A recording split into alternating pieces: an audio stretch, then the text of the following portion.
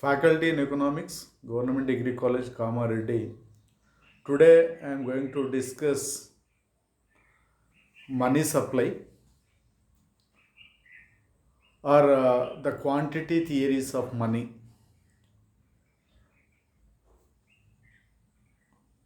So, under the money supply, briefly we can explain these four important aspects. One is classical theory of money, and second one is a short-run Keynesian view, and third one is a Friedman and the monetarists, and fourth one is fiscal and monetary policy and the Great Economic Depression.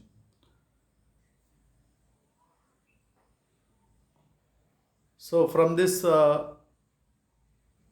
diagram, classical theory of money, US long run relationship. Under this diagram, in the x-axis we can take percentage change in M2. In the y-axis we can take percentage change in GDP deflator. So here is given 1970, 1980, 1990 and 1960s. So only the point is uh, the curve is only, it will be existing under 1980s only. So percentage change in M2. What is M2?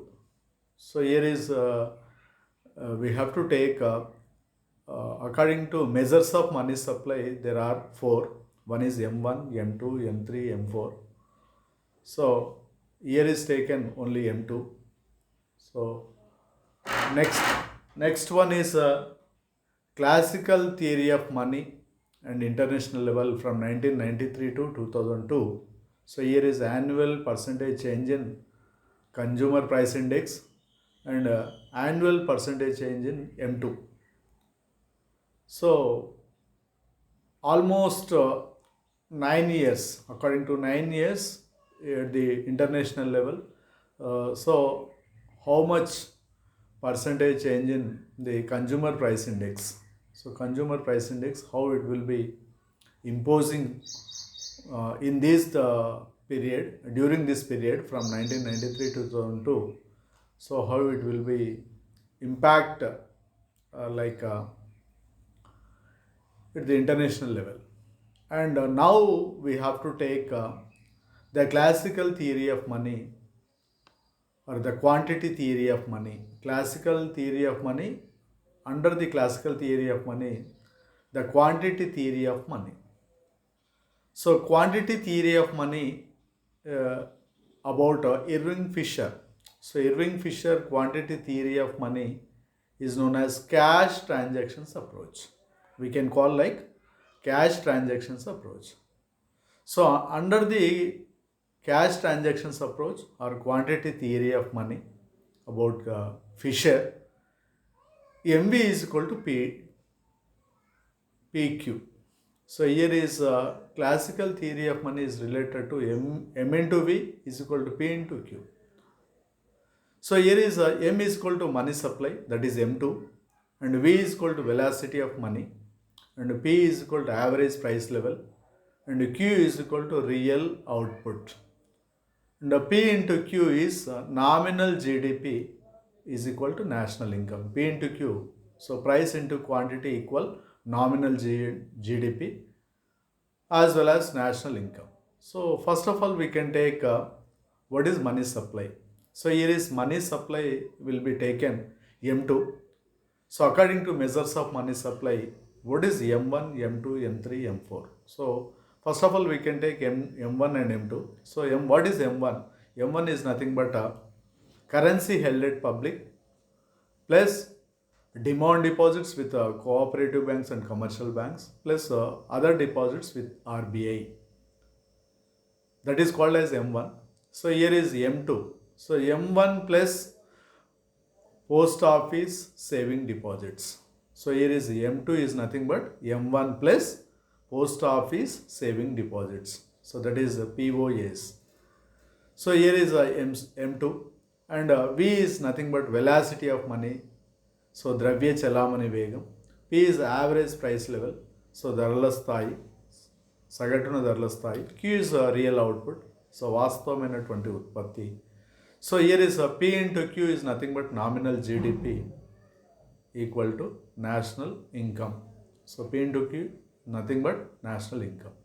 So according to classical theory of money or the quantity theory of money will be taken M into V is equal to P into Q. So from this equation we can take some of the important assumptions. So according to the assumptions, the first assumption 1 is velocity of money is constant. ద్రవ్య చలామణి వేగం స్థిరంగా ఉంటుంది. So M1 is fluctuating, like it will be increasing or sometimes it will be decreasing. So in that way, like it is a curved shape. M1 is, it will be curved shape, but whereas velocity is based on M2, it will be stable. So means what, according to classical theory of money, velocity of money will be constant. So here is given the assumption, number 1 assumption is given,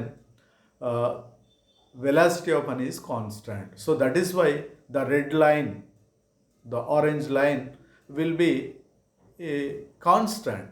So that is M2 will be constant, but whereas M1 will be fluctuating.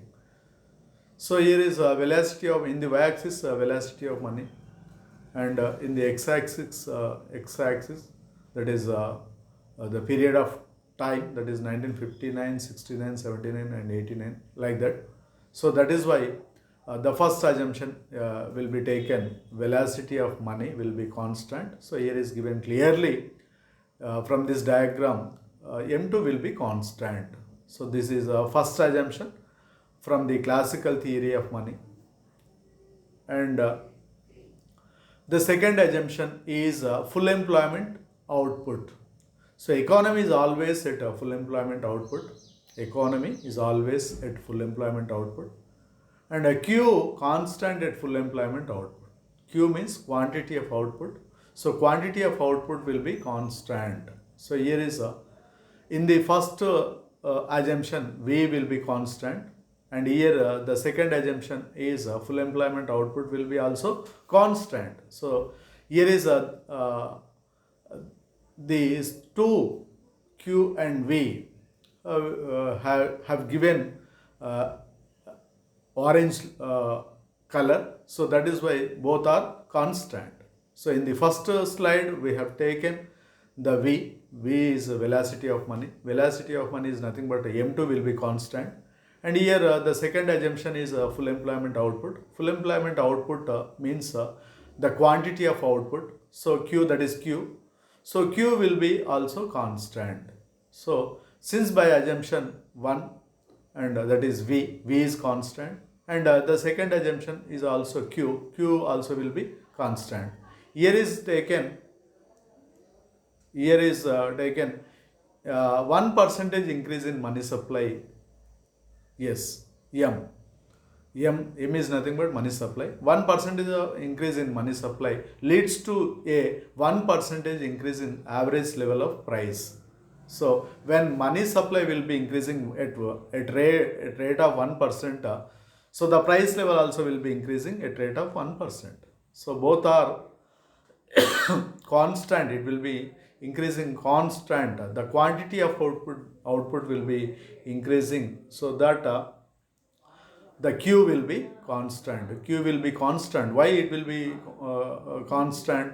So according to given example, when 1% of increase in money supply, at the same time 1% of increase in the average price level. So both are increasing at 1%. So that is why the quantity of output will be constant. So here is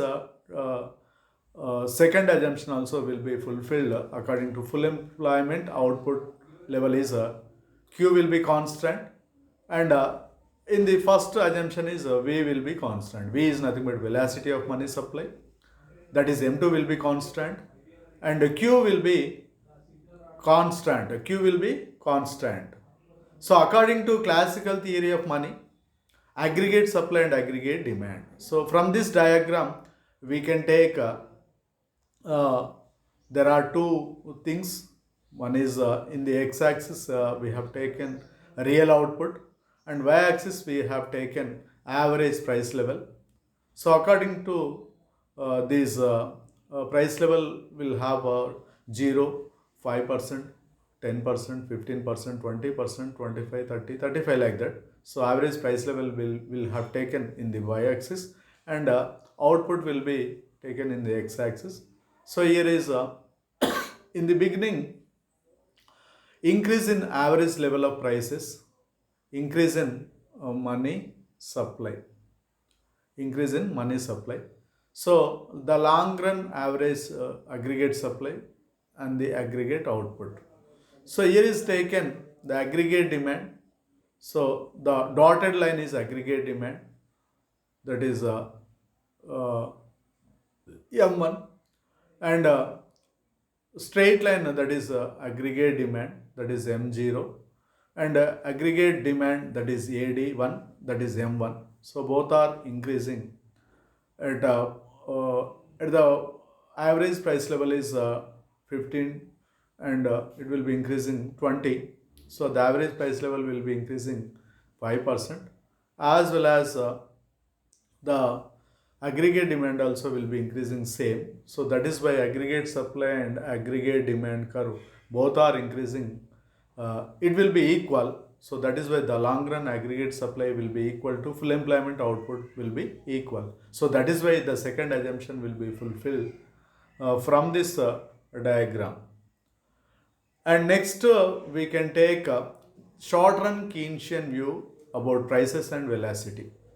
According to Keynes, Keynes has always taken short run period. So Keynesian view about short run period, about the prices and velocity. So we can take to escape the classical assumption that output was always at full employment. Keynes assumed prices were sticky. So according to Keynes, prices were sticky. Prices were sticky means flexible. So, but the quantity theory of money then implies an increase in money supply with the velocity constant would lead an increase in output. So that here, according to Keynesian view, uh, Keynes also had to show that velocity was not constant.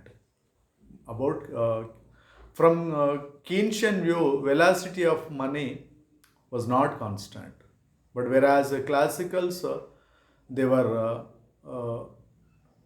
stated by velocity of money will be fixed, but whereas Keynes v will not be constant, and even though the quantity of output will not be constant, here is according to Keynes v equal p. So price level should be constant and the velocity of money will be constant. So according to Keynesian view, we have to take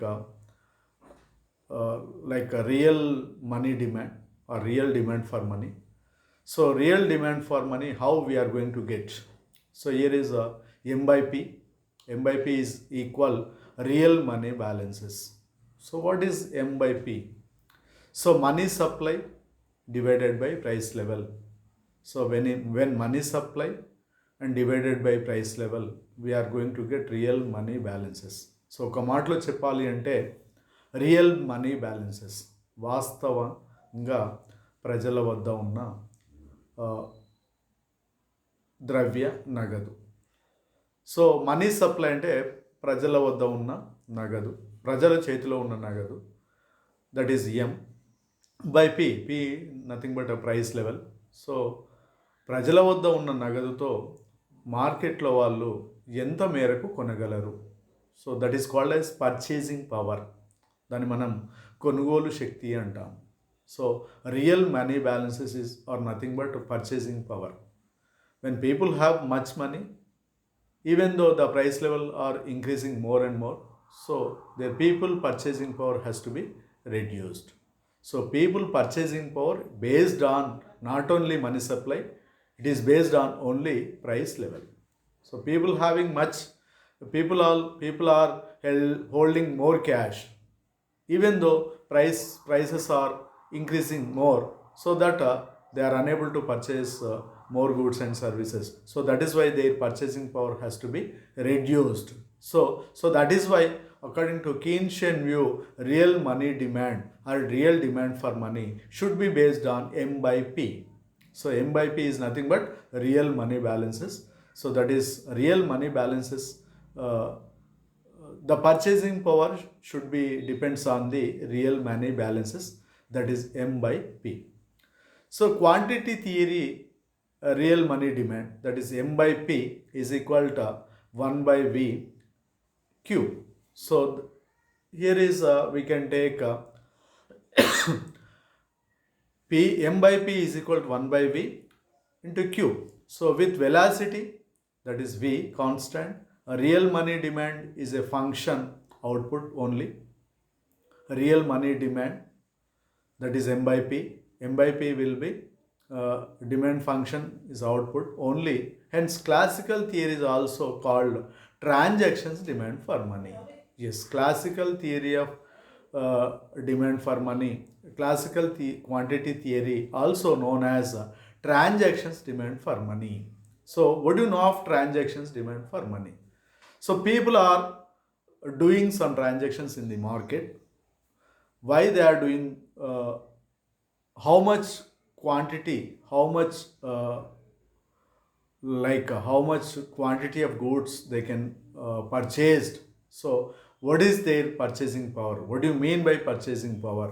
so వస్తు సేవలను ఎంత మేరకు కొనుగోలు చేయగలరు, ఎంత మొత్తంలో కొనుగోలు చేయగలరు, ఎంత మొత్తంలో వ్యవహారాలు నిర్వహించగలరు, how much percentage of transactions the demand for money అనే అంశాన్ని మనం పరిగణలోకి తీసుకున్నప్పుడు, అందుకే Fisher classical theory of money is purely related to transactions demand for money. The quantity theory of money is known as transactions demand for money. ఎందుకంటే M by P అనేది so real money balances కాబట్టి, so M by P is always related to purchasing power. It is related to purchasing power.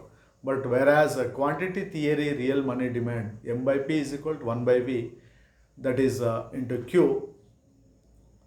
And next, according to this short-run Keynesian view, under the short-run Keynesian view, speculative demand for money. First one is real demand for money, and second one is speculative demand for money.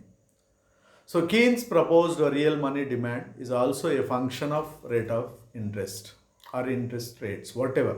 So Keynes proposed a real money demand is also a function of interest rates. So here is given one equation, M by P is equal to K into Q minus H into I. So here is, we have to take M by P is real balances, and K is nothing but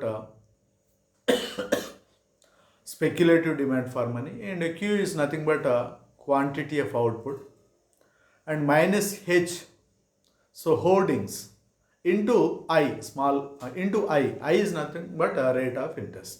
So speculative demand for money is related from this equation, M by P is equal to K into Q minus H into I.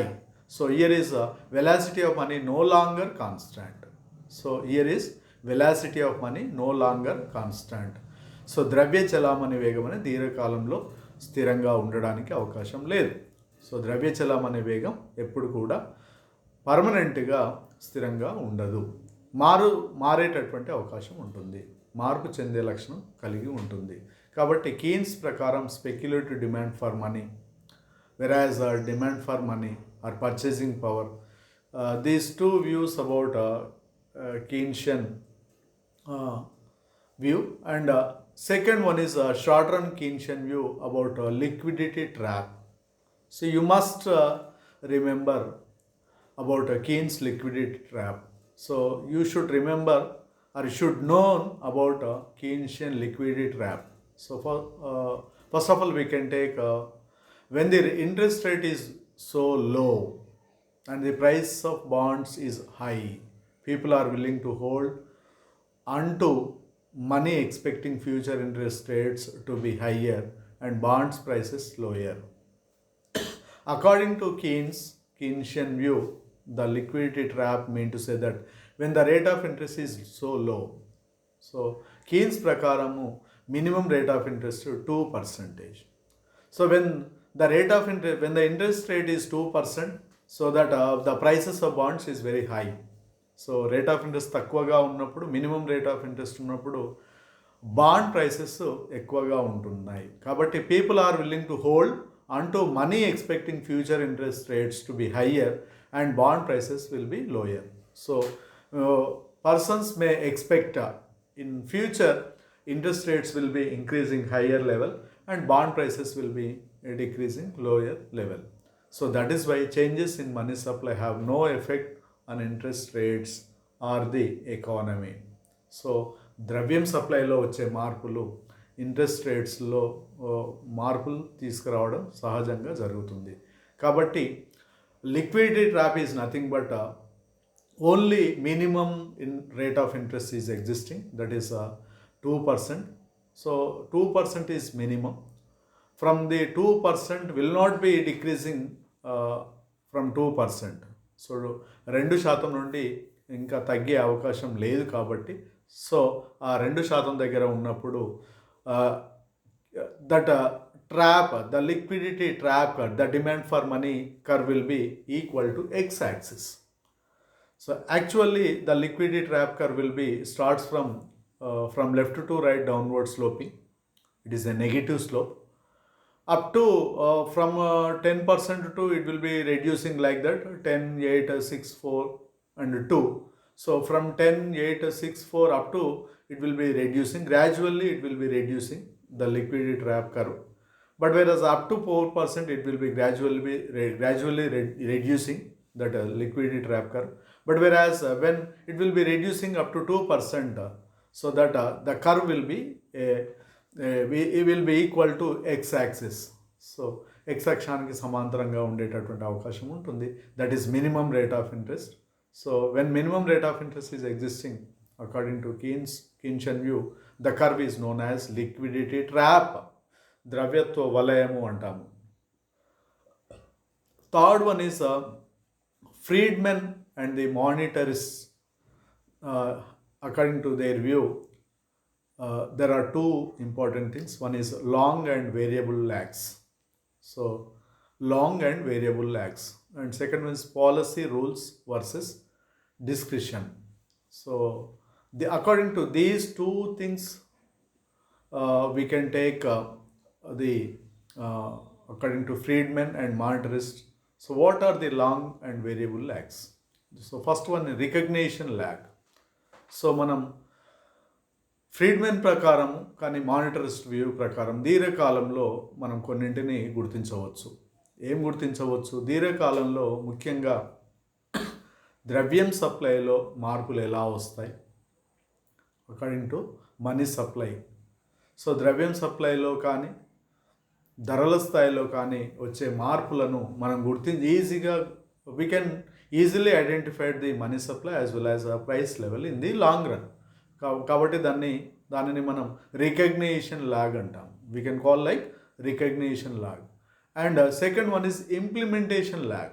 So definitely in the long run period, the variables should be implemented.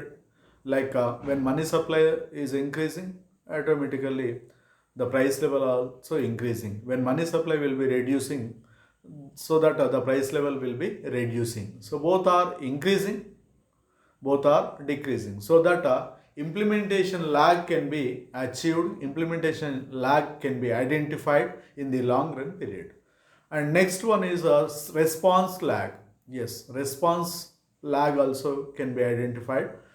So in the long run period. So that is why long run and variable lags can be taken from the recognition lag, implementation lag and response lag. So these three are Milton Friedman and monetarist view. And as well as because of information problems and lags between the implementation of policies and their efforts, the shape of monetary policy should be restricted. So according to monetarist as well as Milton Friedman. So one thing is we can found from this statement: when the implementation of policies and their effects, the scope for monetary policy should be restricted. So monetary policy should be restricted comes from the Friedman as well as monetarist. And next we can take Friedman and the monetarist policy rules versus discretion. So according to Milton Friedman as well as uh, monetarist policy rules versus discretion. So first of all we can take monetarists. So ద్రవ్యత్వవాదులు అంటాం మనం. So the Fed should be bound to be fixed. The Fed should be bound to be fixed, that is rules. Rules can be fixed. Yes, rules can be fixed. In particular, a money growth rule.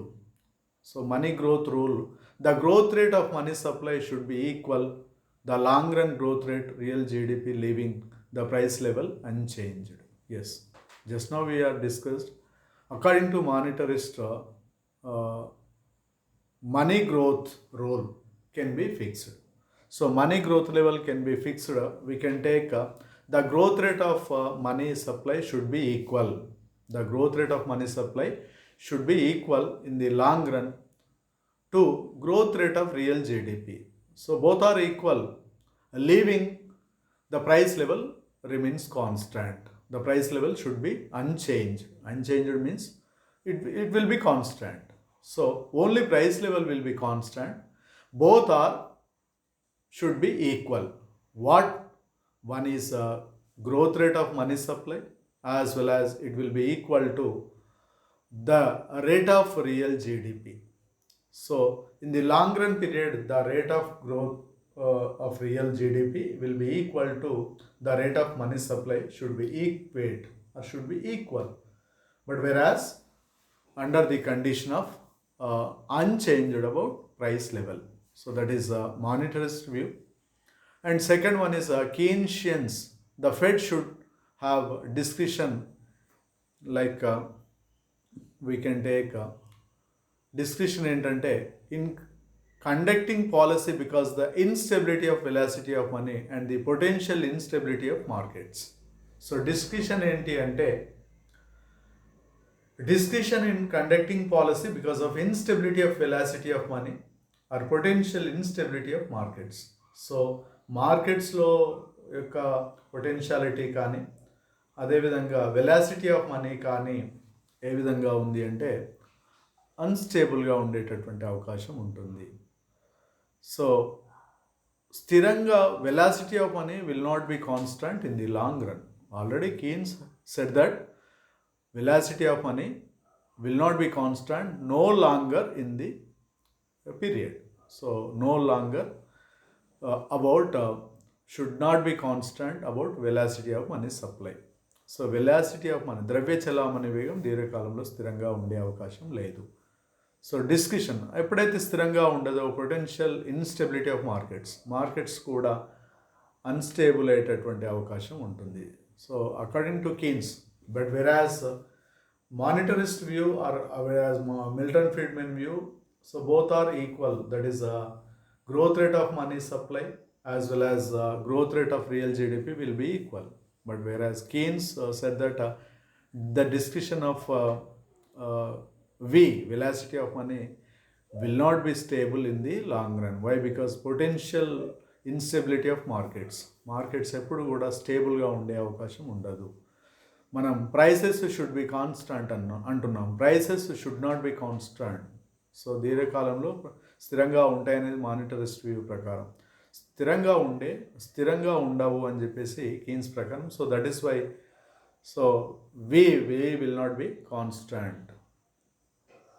And Friedman and the monetarist views rules. Under the rules of the central bank is required to follow a simple predetermined rule for money supply. So money supply can be controlled the monetary authority, that is Reserve Bank of India or the Central Bank of India. So money supply can be controlled. Money supply can be controlled under the authority of central bank. So that is why under the rules the central bank is required to follow a simple predetermined rule for money supply. There are two things: one is benefits and second one is costs. So according to monetarist view, what are the benefits? So better household forecasting. So according to under the rules about monetarist and Friedman, better household forecasting. So గృహ రంగము money సప్లైలో వచ్చే మార్పులను చాలా బెటర్గా అంచనా వేయగలదు. Second one, increased monetary discipline. ఇంకొక బెనిఫిట్ ఏంటంటే మానిటరీ డిసిప్లిన్ పెరిగే అవకాశం ఉంటుంది. One is the households can be better forecasting as well as increased monetary discipline. Both are it is under the rules about the central bank predetermined the rule for money supply. And second one is costs. So monetary policy cannot adjust to economic shocks. So monetary policy, according to monetary policy, cannot adjust to economic shocks. So economic shocks nunchi adjust avvadaniki kashtam. So monetary policy ద్వారా costs అనేవి మారేటటువంటి అవకాశం ఉంటుంది, change అయ్యేటటువంటి అవకాశం ఉంటుంది. కాబట్టి Friedman and the monetarist rules ప్రకారం బెనిఫిట్స్ అండ్ కాస్ట్ ఉంటాయి. And next we can take Friedman and the monetarist description. So before that we were discussed rules. And description ఏంటంటే, under the discretion, the central bank is expected to monitor the economy and they use monetary policy to achieve macroeconomic goals. Yes, the Central Bank of India discretion power mean to say that the central bank is expected to monitor. Yes, the central bank is always expected to monitor the money, the economy, and they use monetary policy to achieve macroeconomic goals. The Central Bank of India is always one of the main objective is to achieve macroeconomic goals. Under the macroeconomic goals, we can take many things. I will tell you one or two things. One is macroeconomic goals or macroeconomic objectives are known as one is price stability. According to central bank, have to achieve macroeconomic goals. Under the macroeconomic goals, number one is to get price stability, and second one is to achieve full employment, and third one is decent standard of living, and fourth one is welfare state. So there are many macroeconomic goals are achieved by the Central Bank of India. So the Central Bank of India can expect to monitor the economy as well as monetary policy, with the help of monetary policy to achieve macroeconomic goals. So from this one we can take benefits. What are the benefits according to discretion about the monetarists and Friedman? So monetary policy can adjust like proactive, adjusting to economic shocks. So monetary policy ప్రకారం proactive ఉండాలి. తర్వాత adjusting to economic economic షాక్స్ను adjust అవ్వడం. తర్వాత monetary policy can adjust be proactive. So proactive అంటే according to monetary policy they can what they have taken the decision, it will be related to market mechanism. So that is known as proactive. And costs, so harder for households to make good forecasts. So ఇక్కడ description ఏంటంటే cost వచ్చేసరికి harder for house holds to make good forecast. House hold sector forecast చేయడం చాలా కష్టం. Fed has incentives to deviate from the announced policies. So monetary policies అన్నీ కూడా ఇన్సెంటివ్స్కు అవ్వడానికి deviation అవుతుంది. సో రైట్ వేలో కొనసాగించడానికి అవకాశం ఉండదు, డీవియేట్ అవ్వడానికి అవకాశం ఉంటుంది. That is discussion. And here is taken policy and the Great Depression in the stock market. You know that? Would you know of Great Economic Depression? Would you know of Great Economic Depression? 1929, November 8th, I think, November 8th, 1929, that is a Dark Tuesday. In 1929, November 8th, that is a Tuesday, that is Dark Tuesday, in the New York stock market can be fluctuated much more. So the diagram has given in this slide. So you can take January 28, January 30, January. So like this, the period has given. And like industrial average have given. The stock market, how can be fluctuate here? September to November 1929, 37% decline. And August to November 1929, 37% decline. So you know that Great Economic Depression under the stock market.